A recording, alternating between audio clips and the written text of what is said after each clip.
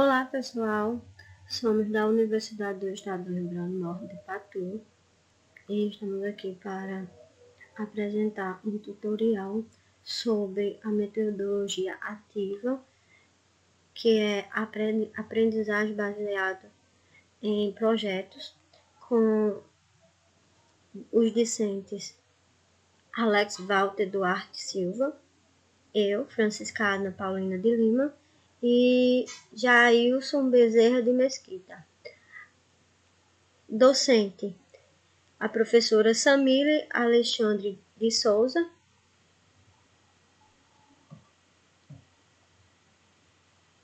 Sumário, aprendizagem baseados em projetos, etapa de 1 a 7, exemplo de aprendizagem baseada em projetos, reflexão e referências.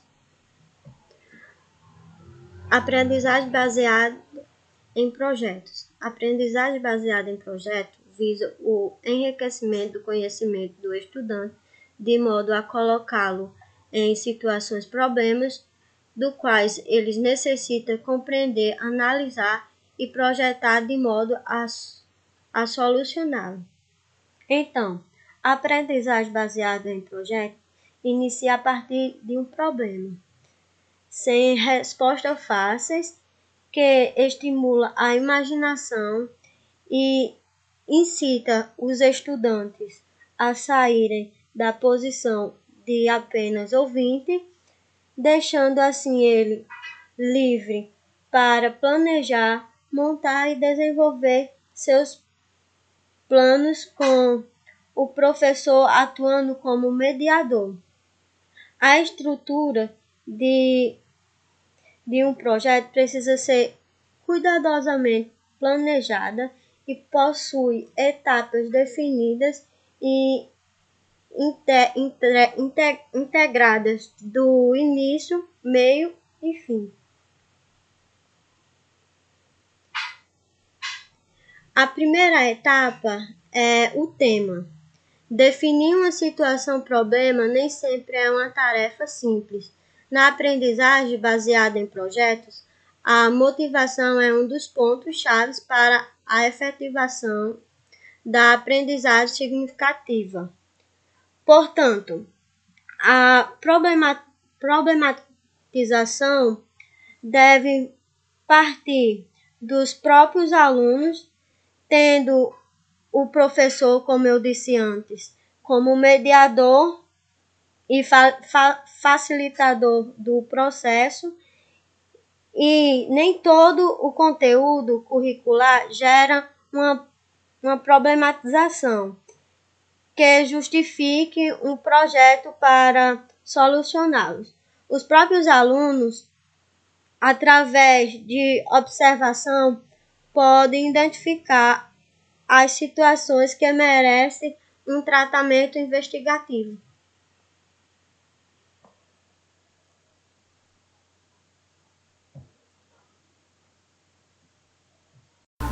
Bom pessoal, dando continuidade ao que a nossa colega Adna falou, eu vou falar aqui um pouco sobre a etapa 2, que é a equipe participando do projeto.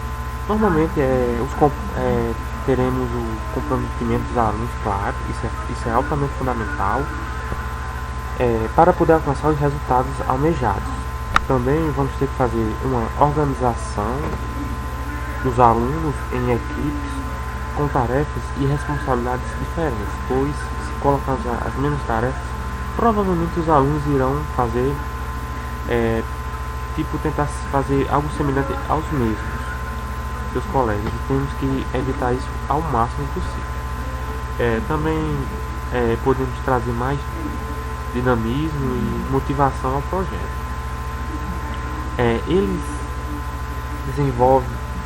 devem envolver também no planejamento das atividades, na elaboração das etapas do cronograma do projeto.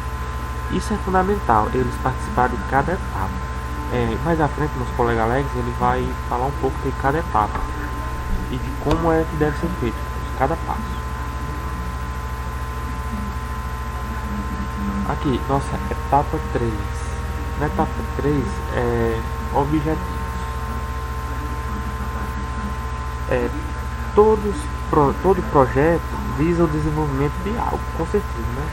No caso da aprendizagem baseada em projetos, a efetivação da aprendizagem significativa requer o desenvolvimento de habilidades e competências nos alunos, de modo que eles consigam transformar a realidade em que vivem, porque isso é fundamental.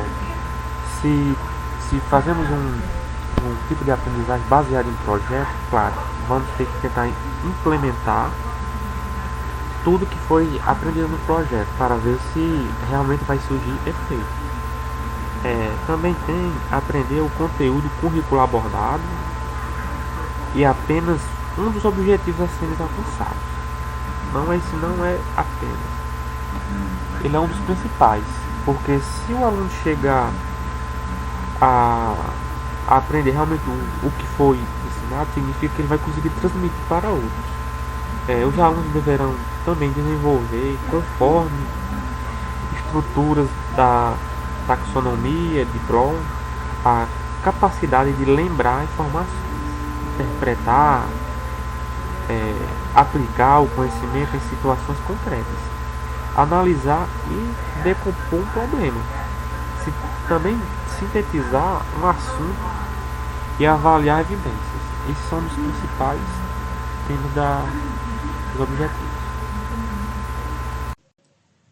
Etapa 4. Atividades. Assim como é característica de todo o projeto, as atividades também devem ser dinâmicas, realizar pesquisas, fórmulas, hipóteses e definir estratégias. São ações que devem ser protagonizadas pelas equipes. Então, as TDICs, tecnologias digitais da informação e comunicação, podem se tornar excelentes recursos pedagógicos para as fases de execução do projeto. Mesmo com custos baixos, um projeto tem seu êxito investido em recursos humanos. As redes sociais permitem a comunicação em largo alcance também.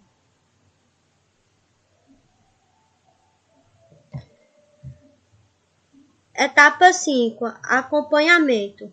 O professor pode criar oportunidade tanto de trabalho colaborativo quanto individualizado em determinadas fases do projeto. O acompanhamento requer um educador atento e participativo, que questiona, argumenta, orienta e desafia os seus alunos na busca pela resolução do problema. Então, o professor promove a avaliação contínua em todas as etapas. Faz ajuste quando é necessário. Nesta fase, a hibridização do ensino oportuniza uma comunicação mais efetiva, quando professor e aluno exploram as salas de aulas virtuais. Bom, pessoal, mais uma vez, dando continuidade aqui, a ADNA tem a etapa 6, que é a conclusão. Nessa etapa são apresentados os resultados ou produtos gerados no projeto. Também que pode culminar em sites, fotos, exposição e apresentações físicas ou digitais. Um dos exemplos são as TICs, que se diferencia por uma disseminação mais abrangente do resultado do projeto a toda a comunidade envolvida. Eu não vou muito focar aqui nas TICs, porque a Adma já deu uma pequena introdução, se não me engano, no vídeo anterior. Então eu já vou pular já para a etapa 7, porque a etapa 6 ela é um pouco mais resumida, porque digamos que o seu resultado é um pouco direto. Que na etapa 7 é a avaliação.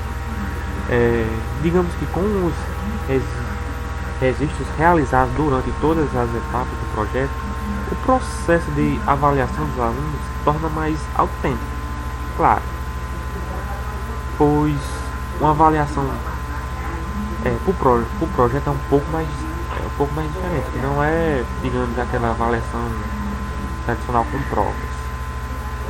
Você pode avaliar o que o aluno produziu,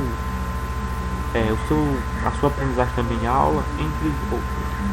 Na aprendizagem baseada em projetos, a verificação da aprendizagem não ocorre apenas por meio de resposta que pode estar certas ou erradas, o que não citei provas. Normalmente, se você faz uma prova, ou a sua resposta ela está certa ou está errada. Em poucos casos você vai achar uma resposta meio certa. Se esse for uma resposta de cálculo, você dificilmente vai achar a resposta meio certa. Bom, também tem os questionamentos, que devem possuir um valor sociocultural e possibilidades novas, indignações que despertem a curiosidade dos alunos. Também vamos ter a valorização, a habilidade e competências desenvolvidas. Promover a autoavaliação de modo que o aluno também reflita sobre seu próprio desempenho. Na minha opinião, essa é uma das principais, porque se o aluno ele consegue fazer a sua própria autoavaliação e realmente ele perceber que teve um grande desempenho, significa que para ele foi bem lucrativo. E também temos como pesquisas em formato de pôster, também seguindo o template definido pelo professor, claro. Pode ser também pedido também que os alunos construam maquetes para apresentar para os demais colegas. Bom, isso aqui o Alex vai dar uma introdução avançada a mais nesse assunto.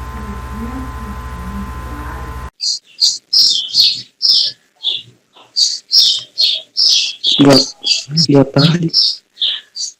Eu vou continuar aqui com o trabalho, fazendo a última parte da apresentação.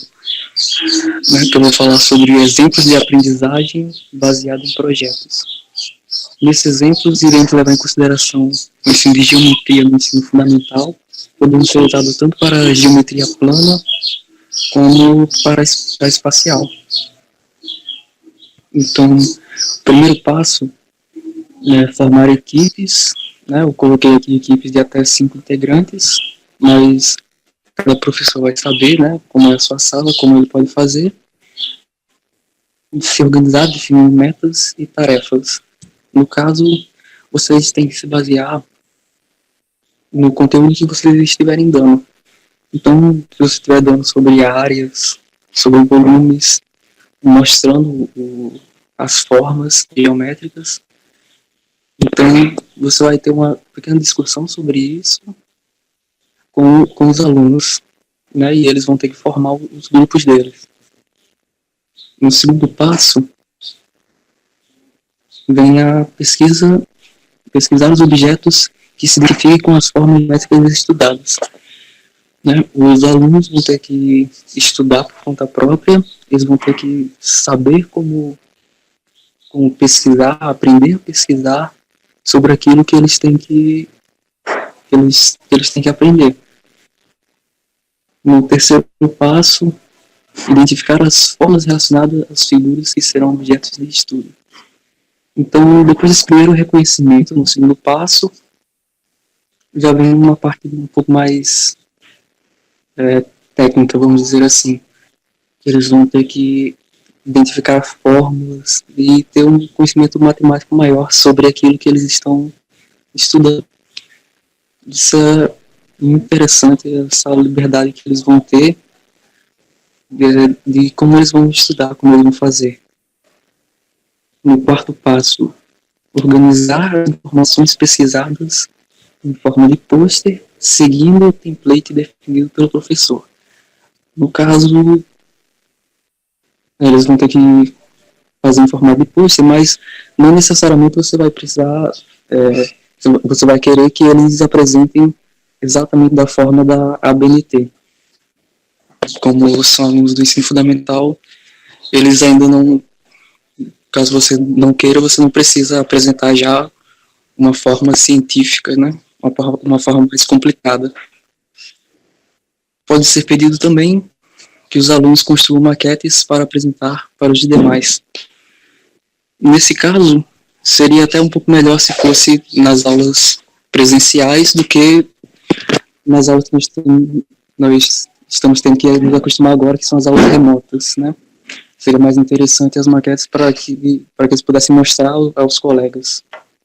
Não que impeça também deles fazerem de forma remota. O quinto passo, apresentar para toda a sala. Né? Eles, como aqui já dizemos, vão ter que apresentar, fazer uma pequena apresentação, até porque o conteúdo é simples e vai ser bem curto até o trabalho, dependendo do que você passar para eles. Agora, reflexão. A adoção das metodologias ativas oportuniza experiências únicas de aprendizagem significativa, tanto para os alunos quanto para os professores, mas demandam o egresso da chamada zona de conforto. A aprendizagem baseada em projetos requer interferência direta em outras áreas que ultrapassam as próprias limitações curriculares, ao mesmo tempo em que se embrenham em situações reais. A flexibilidade e adaptação à realidade dos alunos tornam o acesso mais dinâmico e criativo, combinando ambientes formais e informais de aprendizagem, como diz Moran, em 2015.